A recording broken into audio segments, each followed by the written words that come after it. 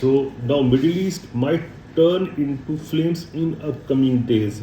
Already there was a lot of violence in past 10 months, but mostly it was confined to the Gaza Strip and some areas between Lebanon and Israel. But right now it looks to me like the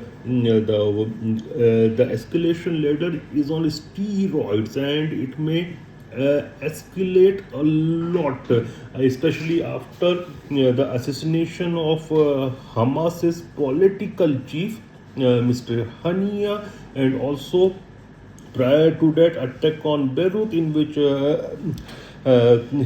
Hezbollah's one of the top commander was also assassinated. So things are going in a very violent direction, very wrong direction, and I actually worried about escalation between Israel and Iran because Hamas was not a regular army or a regular military, but Iran has got a regular military with significant numbers of rockets and missiles, and they also have Russian made air force. And if escalation takes place from both the sides, and if the cycle of escalation starts, we don't know where it will end, because it's easy to start a war, but it is very difficult, always very difficult to end a war. We have seen in the case of Ukraine, almost 2 years have passed, but there is no end in the violence. And I'm not looking that how this violence is going to end in Europe as well as in Middle East right now.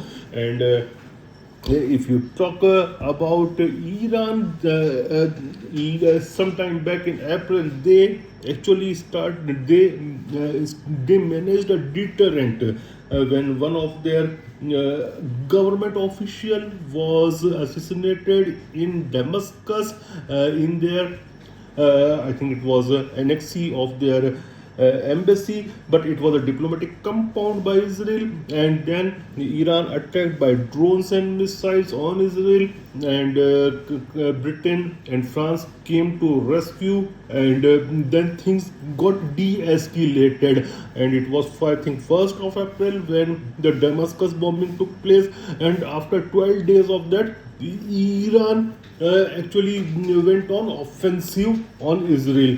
And then there was again counter strike on Iran, though it was very low. It was a small actually counter strike, and things got de-escalated then. But right now, if again this starts, and because all these things have happened in the capital of Iran, so I think now they will have to prove their deterrent, and that's why I think it's inevitable that they are going to strike back.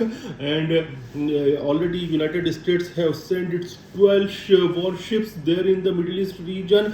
So and they say that they will once again provide security to Israel. So the violence, counter violence, violence, counter violence, that may go in a vicious kind of circle.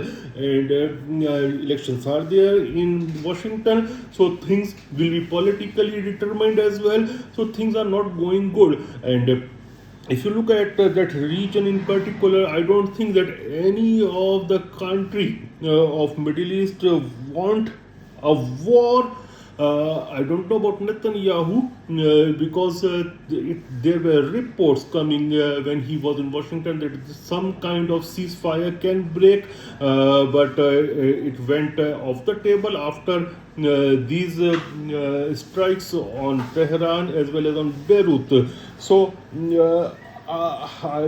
if the once again a cycle of violence and cycle of attack and counter attack starts, then it may go in a very wrong direction. And with a weak leadership in White House, and I'll say that right now it is the weakest in the American history probably. The Joe Biden White House is on the weakest wicket, They, I don't think they are able to control all these things, and we don't know. We have seen the example of First World War and Second World War.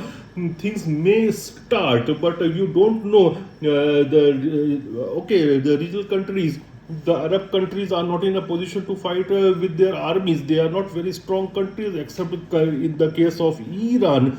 But we don't know other players like Russia can also come into picture. Already there are various reports that they have given a lot of missile technology to Iranians, and Iranians have also given it to Houthis there in Yemen. So multiple fronts may start, and the violence might be very bad for the region and the global economy as well. Thank you.